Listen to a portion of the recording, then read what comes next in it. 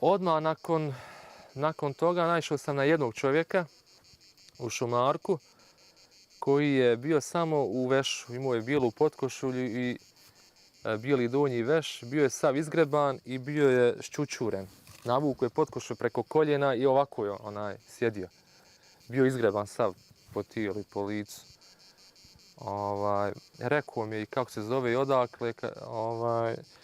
I nije htio da krene sa mnom jer je već uhvatilo ga neko ludilo, umišljao je i pogledao onu pušku malo, ja nisam znao baratati sa oružjem.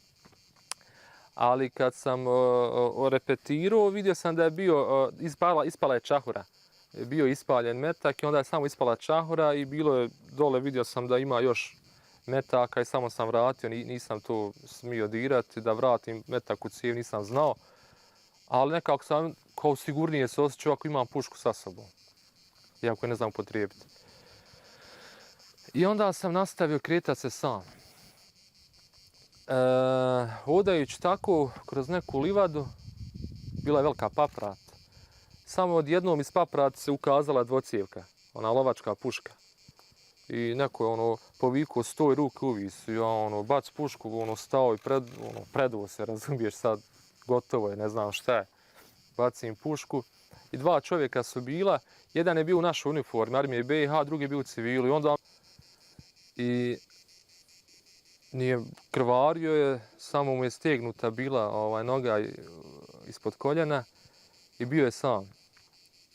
Bio je to prizor malo težak za vidjeti, obzirom da je on plakao, tražio i molio da ga ponesemo. A rekao nam je da je bio u grupi gdje je bio sa njim njegov dajđa, čini mi se, i da su ga ostavili tu da bi oni išli po pomoć, da nađu pomoć. I mi njemu govorimo koju pomoć, znaš da smo u praznom prostoru, nema pomoći. Trebali ste ponijeti. I onda on nas molio da nađemo te ljude, da izovnemo, da dođu da ga nose. I mi smo stvarno krenuli, rekao na kucu krenuli, mi smo stvarno krenuli da tražimo te ljude, da izovemo, da se ponese i momak, pa pomoćemo i mi i nosit ćemo ga. Međutim, kad je Džile došao do tih ljudi, oni su bježali, nisu dali prići sebi nikako. Bilo je, čovjek u takvim situacijama u stvari ne zna da je spreman možda podnijeti mnogo težih stvari nego što misli da jeste. Mi smo imali situaciju da smo spavali među mrtvim, među leševima, da nismo ni znali da su iznad nas leševi. I stvarno došli smo u selo i oni su strčali u neku kuću i onda sam vidio babu izlazi iz kuće i tu smo se vidjeli nakon 21 dan, prvi put. I on zagrlio, znaš, nije mogu da vidi da će meni prvo naći. Mislio da će starijeg brata, on je ipak stariji, ja sam dijete. I tako govori, jesi vidio gdje mi tata? Rekao, nisam od one noći, rekao, nisam ga ni ja više vidio ni sreo. On govori, nisam ni ja, vratio sam se u žepu da vas nađem. Bio je prešao u Baljkovicu. On je došao do slobodne teritorije, među prvima, ali kad je vidio da je sam, rekao je sam sebi da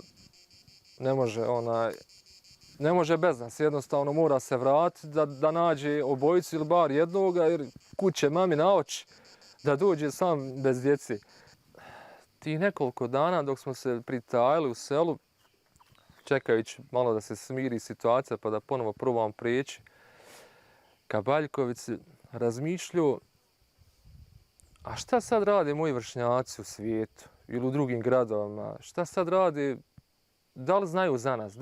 Da li niko zna za mene? Da sad postoji neki dječak koji bježi ispred ubica, koji se krije, koji kao da je u hororu.